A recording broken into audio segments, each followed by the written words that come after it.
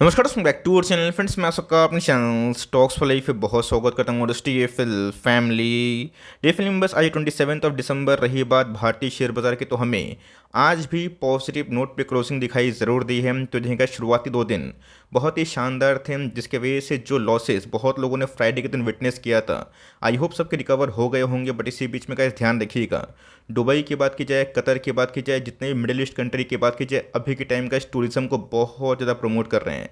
इसके पीछे की वजह हमें क्या दिखाई पड़ती है, बिकॉज उनको ये पता है कि आने वाले दिनों में शायद तेल की डिमांड ना रहे। तो इसी बीच में गैस कतर में हाल फिलहाल में ही वर्ल्ड कप हुआ, कतर को बहुत ही लॉस हुआ उस वर्ल्ड कप होस्ट करने में। बट इसी बीच में गैस कतर फिर भी माना, बिकॉज वो दुनिया को दिखाना चाहता था कि वो भी एक बहुत ही डेवलप्ड कंट्री के लिस्ट में शामिल होता हुआ देखने को मिल रहा है। और येस, जो नेक्स्ट डेस्टिनेशन है टूरिस्ट स्पॉट का, वो भी आप कंसिडर शो कर सकते हैं। बिकॉज गैस बात इधर पे क्या है, इकोसिस्टम। जी हाँ गैस, कोई भी कंट्री की बात की जाए, वो पहले एक इकोसिस्टम बनाने की कोशिश करती है। बहुत ही कम लोग चाइना में विजिट करते हैं टूरिज्म के पर्पज़ से, और बहुत ही बड़ी बड़ी कंपनी होती है वो चाइना में जाके अपने बिजनेस को फैलाने के लिए मानी जाती है। तो इसी बीच में गैस हर एक कंट्री का क्या रोड मैप है, क्या फुटप्रिंट है, और किसको फॉलो कर रहे हैं, ये देखना क्वाइट इंटरेस्टिंग हो जाएगा। तो इसी बीच में गैस बहुत बड़ी अपडेट हमें देखने को मिल रही है, जो इंटायर इंडस्ट्री को आने वाले दिनों में बहुत ही पुश कर सकता है। फटाफट डिस्कस करेंगे, बिकॉज कुछ स्टॉक्स होल्डर्स को आने वाले लंबे अवधि में बहुत ही बेनिफिट मिल सकता है। चैनल फर्स्ट टाइम होंगे, सब्सक्राइब कर सकते हैं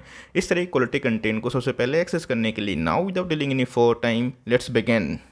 सबको अच्छे से पता है कि मेक इंडिया को लेके गवर्नमेंट बहुत ज़्यादा एग्रेसिव वे से अपना काम काज कर रही है। मुझे याद है कि आज से 3-4 साल पहले, 5 साल पहले, जब मेक इंडिया प्रपोजल आया था, बहुत लोगों को लगा था ये फ्लॉप हो जाएगा। लेकिन दोस्तों, जैसे इंडिया की बात की जाए, चाइना के जस्ट नेक्स्ट बाद उनका नामांकन हमें देखने को मिला। मतलब इंडिया ने कैसे मैन्युफैक्चरिंग हब के पॉइंट ऑफ व्यू से बहुत लोगों को लुभाया, जिसकी वजह से बड़ी बड़ी कंपनी अब अपना जो बिज़नेस है चाइना को छोड़ के और ये बहुत सारे डेवलप कंट्री को छोड़ के इंडिया में ले आ रही है। तो जी गैस, मैंने इसके पहले दुबई का या फिर कतर का एग्जांपल आपको क्यों दिया कि एक समय सिर्फ और सिर्फ तेल वाली कंट्री मानी जा रही थी, बट अभी के टाइम डेस्टिनेशन क्या हो गया, टूरिस्ट स्पॉट हो गया है।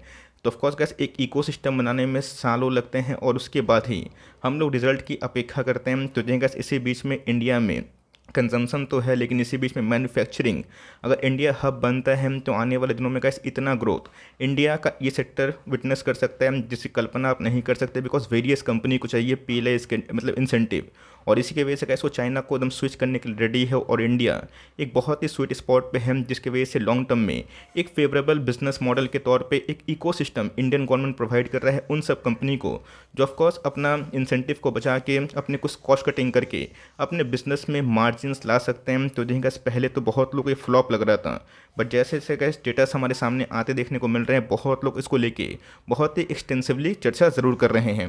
हमेशा याद रखिएगा, Rome was not built in a day. Rome को एक दिन में बनाया नहीं गया था। उसी हिसाब से कोई भी इंसेंटिव की बात की जाए, कोई भी स्कीम की बात की जाए, इनिशियल डेज में आपको उसका इम्पैक्ट बिल्कुल समझ में नहीं आएगा। लेकिन दोस्तों, अगर गवर्नमेंट या फिर गवर्नमेंट अथॉरिटीज़ उसको लेके एग्रेसिव है, और बार बार गैस कुछ ना कुछ न्यूज़ अगर आ रही है कि गवर्नमेंट उसको लेके काफ़ी फंडिंग कर सकती है, पीएलआई स्कीम ले आ सकती है, तो अपने आप में गैस बहुत ही हिस्टोरिक रिफॉर्म हो सकता है। मुझे याद है गैस, मनमोहन सिंह जी के टेन्योर में इंडिया ने बहुत ही हाईएस्ट ग्रोथ जीडीपी में अचीव किया था। रही बात नरेंद्र मोदी जी के कार्यकाल में भी इंडिया में बहुत सारे इकोनॉमिक रिफॉर्म्स हमें देखने को मिल रहे हैं। तो पार्टी चाहे कोई भी आए, लेकिन इसी बीच में गैस जो गवर्नमेंट अच्छी रिफॉर्म्स लाती है, दुनिया उसको दशकों तक क्या 100 साल तक याद करती है। तो इसी बीच में गैस 10,000 से 12,000 करोड़ के आसपास पीएलआई जल्दी ही दोस्तों हाईटेक जितने भी आईटी मोबाइल कंपोनेंट्स हैं, इसको लेके लॉन्च हो सकता है। और गैस बजट वाले दिन अगर इसका अनाउंसमेंट होता है, तो अपने आप पे गैस पूरा इंटायर इंडस्ट्री के लिए और कुछ सिलेक्टिव स्टॉक के लिए ये बहुत ही अच्छा आउटकम निकल सकता है। गैस पीएलआई स्कीम का फुल फॉर्म क्या है, कमेंट बॉक्स में ज़रूर बताइएगा। और अगर आप देखें, न्यूज़ काफ़ी वेरीफाइड हमें देखने को मिल रही है, ईटी का आर्टिकल है, तो मैं उन्हीं को ही क्रेडिट देना चाहूँगा। The ministry of electronics and IT is working on a incentive scheme with A likely financial outlay of around 10,000 crore to 12,000 crore to promote domestic manufacturing of high-end components that could go into products such as smartphone, servers, personal computers.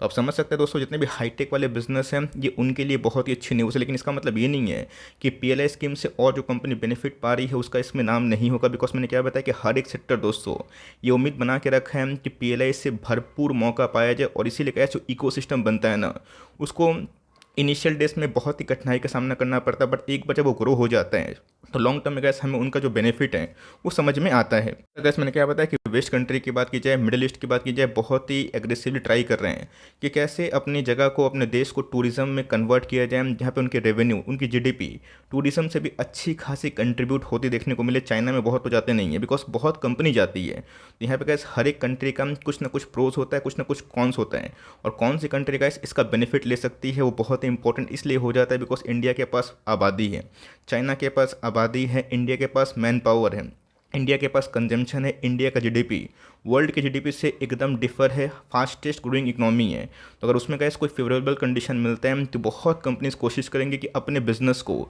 Indian government के अंदर ही चलाया जाए और India में ही अपने business को expand करने की कोशिश की जाए। अच्छे से पता है गैस कि वियतनाम की बात की जाए, इंडिया की बात की जाए, एज एन इमर्जिंग जो मैन्युफैक्चरिंग हब है, इसको लेके दोस्तों बहुत सारे एनालिस्ट अपना पलड़ा पहले चाइना से झाड़ चुके हैं। और ऑफ कोर्स जो रुझान है गैस अभी के टाइम में वियतनाम, इंडिया और इंडोनेशिया में हमें देखने को मिल रहे हैं। ऑल तो मैंने क्या बताया कि वियतनाम को हम लोग आराम से बीट कर सकते हैं अगर हम लोग कोई लुभावनी स्कीम से बड़ी बड़ी कंपनी को टारगेट करके अपने पास बुलाएं। तो देखेंगे सिर्फ आईटी और मोबाइल के क्षेत्र में ही कंपनी काम नहीं कर रही है, स्कीम काम नहीं कर रहे हैं, बल्कि स्टील की बात की जाए, फोर्जिंग की बात की जाए, डिफेंस के काम की बात की जाए, उन सब में गैस पीले स्कीम का बहुत ही बेनिफिट मिल सकता है। तो पीले का फुल फॉर्म क्या होता है मैं फिर से पूछ रहा हूँ, अगर आपको पता है तो कमेंट बॉक्स में ज़रूर बताइएगा। बिकॉज एप्पल की बात की जाए, ये गैस टारगेट कर रहे हैं कि कैसे अपने एक्सपेंशन को जो इमर्जिंग कंट्री है, डेवलप कंट्री नहीं, इमर्जिंग कंट्री खासकर एशिया में, बिकॉज चाइना से सब कोई परेशान है। बिकॉज वहाँ पे गैस जो बिजनेस मॉडल हमने विटनेस किया है और जो पॉलिसीज़ चाइनीज़ गवर्नमेंट बीच बीच में लाती है, ये बहुत सारी कंपनीज़ के फेवर में जाता हुआ दिखाई नहीं देता है। यहाँ गैस कभी मोबाइल का नाम आता है तो डिक्सन टेक्नोलॉजीज नाम सबसे पहले हमें दिखाई पड़ता है। ऑफकोर्स कैसे एक बहुत बड़ा बेनिफिशियरी रोल प्ले कर सकता है। ऑल दो अपने लाइफ टाइम हाई से 1500-2000 पॉइंट के आसपास डिस्काउंट प्राइस में पिछले 1-1.5 साल से उसी रेंज में घूम रहा है। इन्हीं की बात की जाए, जो एग्रेसिव इन्वेस्टर है, जिनको इस थीम पे बिलीव है, इस बिजनेस मॉडल बिलीव है, उनको लगता है कि आने वाले 5-10 साल में इंडिया सिग्निफिकेंटली पीएलआई स्कीम का जो एक बहुत बहुत बड़ा इंसेंटिव है, इससे बहुत सारे डोमेस्टिक प्लेयर्स को आगे बढ़ाने की हिम्मत दे सकता है, करेज दे सकता है, वो प्लेटफॉर्म बना सकता है। तो ऑफकोर्स देश विदेश के और भी बहुत सारी कंपनीज भी आएंगे और ऑफकोर्स कॉन्ट्रैक्ट इनको मिलेंगे। जो कंपनी ऑलरेडी इंडिया में रिनाउंड है, तो आपको पता है गैस कि बहुत सारे हार्डवेयर को डिक्सन ही मैन्युफैक्चर कर रही है। और ऑफकोर्स अगर एप्पल गैस इंडिया में अपना पाँव को पसार रहा है तो डिक्सन गैस उस अपॉर्चुनिटी को आराम से ग्रैब कर सकता है। ऑल दो कि डिक्सन की वैल्यूएशंस की बात की जाए, 101 का पी है जो रिलेटिवली बहुत ही हाई है, बट येस ये गैस इंडिया की मोनोपोली कंपनी है, तो डिफरेंट सेक्टर में काम करते हुए देखने को मिलती है। डिफरेंट जगह पे गैस ये कंपनी अपना डिफरेंट जो लाइक पाँव को पसारने की कोशिश कर रही है। तब के पास ये कंपनी है बिल्कुल बिना बेचे और निचले भाव पे मिलता है। बीच में गैस गिर के 3300-3400 के आसपास आया था। तो अगर नंबर्स ख़राब होते हैं या फिर थोड़ा सा प्रेशर होता है, आपको निचले भाव पे खरीदने का मौका मिलता है, तो धीरे धीरे गैस लंबे अवधि के लिए प्लान कर सकते हैं। बिकॉज मार्केट में कभी कभी ऐसा होता है, स्टॉक आधा हो जाता है, 2 साल चलता नहीं है, तो बहुत लोग उसको उल्टा सीधा बोल के निकल जाते हैं। बट येस उसके बाद कैसे जर्नी स्टार्ट होती है, लो की एंट्री हमेशा टॉप पे होती है। दोस्तों अगर आप देखें तो एम्बर इंटरप्राइजेस भी पीएलआई स्कीम का बहुत बड़ा बेनिफिशियरी हो सकता है। OEM, ODM, AC manufacturing components की बात की जाए तो चाइना से हम लोग बहुत मंगवाते हैं। अभी के टाइम गैस एम्बर उसको खुद ही मैन्युफैक्चर कर रहे हैं। तो आने वाले कल में गैस एक बहुत बड़ा जो रिवोल्यूशनरी काम है, इसको ये अंजाम दे सकता है। और आप देखिए लास्ट 2-2.5 साल दोस्तों जितने भी एसी मैन्युफैक्चरिंग कंपनी है उनके फेवर में कंडीशन दिखाई नहीं पड़ रही है। बिकॉज बीच में ओमिक्रॉन आया था, उसके पहले कोविड का फर्स्ट वेव आया था, और उसके बाद गैस रशिया यूक्रेन का मैटर, जिसकी वजह से कमोडिटी के प्राइस काफ़ी अप्स एंड डाउन्स हो गए थे, जिसकी वजह से बहुत सारी कंपनीज ने अच्छे नंबर परफॉर्मेंस नहीं दिए। बट मेरा ऐसा मानना है आने वाले 10 साल में गैस एक बहुत बड़ा जो एसी कंजम्पशन है उसकी तरफ हम लोग बढ़ रहे हैं। बिकॉज जैसे जैसे गैस ग्लोबल वार्मिंग बढ़ेगा वैसे वैसे एसी इंडस्ट्री से बढ़ेंगे। आज से 20 साल पहले, 10 साल पहले, 15 साल पहले गिने चुने लोगों के घर में ही गैस एसी होती थी। बट अभी के टाइम तो मैं देख रहा हूँ कि मिडिल क्लास लोग के नीचे भी जो आते हैं, लोअर मिडिल क्लास, वो लोग भी एसी ईएमआई में परचेज करके अपने रूम को ठंडा करने की कोशिश कर रहे हैं। तो देंगे सी सिर्फ एक लॉन्ग टर्म थीम है, और इन सब में अगर आप 1-2 साल के लिए निवेश करना चाहते हैं बिल्कुल भी ना करें। बट ये अगर आप थीम हिसाब से इसको 5 साल रखना चाहते हैं, 2-3% के आसपास वेटेज देके इस कंपनी में आगे आप बढ़ सकते हो। लिए हुए तो बिल्कुल भी ना बेचें। एयर की बात की जाए, एक छोटी कंपनी है बट पावरफुल कंपनी है। डिफेंस में गाइस बहुत ही रिनाउंड कंपनी हमें दिखाई पड़ती है, और इसमें प्रोग्रेसिव आगे बढ़ने की जो क्षमता है वो बहुत ज़्यादा है। देखा जब इनके आईपीओ आए थे, आईपीओ के बाद ये स्टॉक हमें 1000 के आसपास मिला था, हमने उस समय ही एंट्री की थी और उसके बाद स्टॉक 2.5 गुना हुआ था, मतलब 2500 के आसपास गया था, 2200 के आसपास गया था। और उसके बाद क्या हुआ, मार्केट में गैस नरमी की वजह से ये स्टॉक बीच में 1200-1100 के आसपास आया था और फिर से गैस हमें 1500-1600 के आसपास देखने को मिल रहा है। तीन सब कंपनी में अगर आप निवेश करें तो ध्यान रखिएगा छोटी है, प्राइस टूर्निंग भी महंगा है, लेकिन ये कंपनियों का इस बहुत ही अच्छा ऑर्डर बुक्स मिल रहे हैं। और बहुत जगह का जो मेगा क्लाइंट्स हैं, इसरो, डीआरडीओ, ये सब इनके क्लाइंट्स हैं। तो ऑफकोर्स प्रिसिशन की इंजीनियरिंग होती है जो बहुत ही हाई टेक जितने भी सॉल्यूशन प्रोवाइड करती है, उसमें का इस कंपनी का एक अच्छा खासा नाम है, जो मुझे लगता है कि लॉन्ग टर्म में पहले स्कीम से इनको बहुत बेनिफिट मिल सकता है। दोस्तों बात की जाए HAL की, जो अपने आप में एक बहुत बड़ी कंपनी है और ऑफ कोर्स गाइस इसने पिछले कुछ समय से पूरा मार्केट को आउट परफॉर्म ज़रूर किया है। होता है दोस्तों, हमेशा लोगों को बुल मार्केट ही देखना है और बुलिश फेस में स्टॉक रहे वो उनको अच्छा लगता है। बट ये अगर आप एक इन्वेस्टर हैं, आपको अच्छे स्टॉक सस्ता प्राइस से मिले, इससे अच्छा मौका कहाँ पे मिलेगा जहाँ पे आपको लंबा एक्मुलेशन करने का मौका मिले। ये स्टॉक दोस्तों 1.5 साल एक डाउन ट्रेंड में था, स्टॉक आधा हो गया था, बहुत लोगों ने बहुत ही भारी लॉस में बेचा, बीच में OFS की न्यूज़ भी आई थी। और उसके बाद कैसे स्टॉक 700-800 से कितना हो गया, अगर आप देखें अभी के टाइम में 2500 के आसपास ट्रेड कर रहे हैं, जो 3 गुना होता है। प्राइस टूर्निंग भी कैसे जिस हिसाब से नंबर्स पेश हुए हैं बहुत रिलेटिवली लो हो में देखने को मिलते हैं। ऑल दो का करेक्शन अगर होता है तो इस कंपनी में थोड़ा कॉशियस रहिए, ऑल टाइम हाई पे है, लेकिन ये सबके पास ये कंपनी होल्ड करे और सिस्टमेटिक बेस अगर आप निवेश करते हैं धीरे धीरे स्टैगर्ड वे में, और ये भी करेज रखते हैं कि मैं इसलिए भाव पे SIP करूंगा, बल्क नहीं, तो इस कंपनी को डिफेंस के रूप में क्या सबसे पहला जो प्रायोरिटी है आप उस लिस्ट में रख सकते हो। बात की जाए फॉर्जिंग इंजीनियरिंग की, तो जहाँ कैसे भारत फोर्ज भी एक बहुत ही बड़ा बेनिफिशियरी, जितने भी तरह के ऑटो या फिर कंपोनेंट्स मैन्युफैक्चरिंग जो फॉर्जिंग बिजनेस हैं उसमें काफ़ी अव्वल कंपनी हमें दिखाई पड़ती है। पिछले कुछ समय से इसने भी अच्छे खासे पैसे बनाए हैं। बात उस चार्ट पैटर्न की तो काफ़ी वोलेटाइल होता है, बीच बीच में स्टॉक गिरता है और उसके बाद हमें अच्छी खासी बाउंस बैक देखने को मिलती है। तो ऑलरेडी कैसे ऑल टाइम हाई पे है तो उस पर अवॉइड करें, बट आपके पास एक कंपनी है, इस जर्नी को आप इन्जॉय कर सकते हैं। तो मैंने क्या बताया गया इसकी Rome was not built in a day.